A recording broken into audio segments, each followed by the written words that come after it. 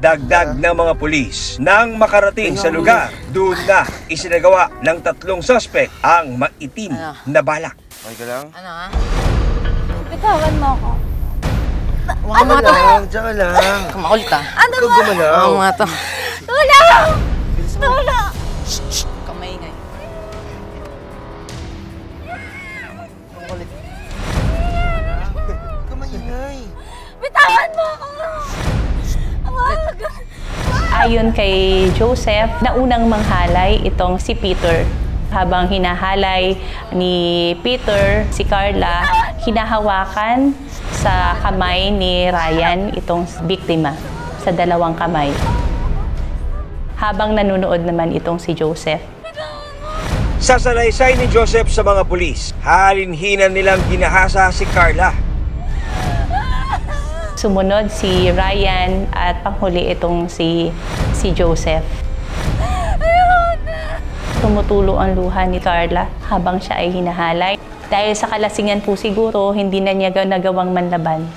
Sa gitna ng pangahalay, nagawa pa raw kunan ng video ng mga suspect ang krimen. Ginagahasa ni Joseph ang ating biktima. Nag-video naman itong ating suspect na si Peter habang si Ryan naman ay nanonood at tumatawa. Matapos gahasain, ayon kay Joseph, doon na nila naisipang patayin Tol, ang biktima. iiwan na lang ba natin yan dito? Ha? Hindi pwede. Paano kung magsumbong siya sa pulis? Dahil daw po sa takot na baka magsumbong ang ating biktima, kaya nila nagawang patayin ito. Eh, didispatchayin natin. Ha?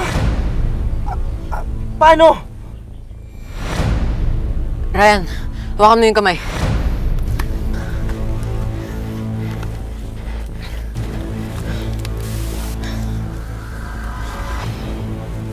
Nakahiga yung victim, tapos nakataas yung kamay.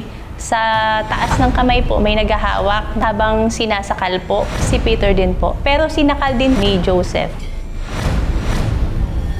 Pusin mo na.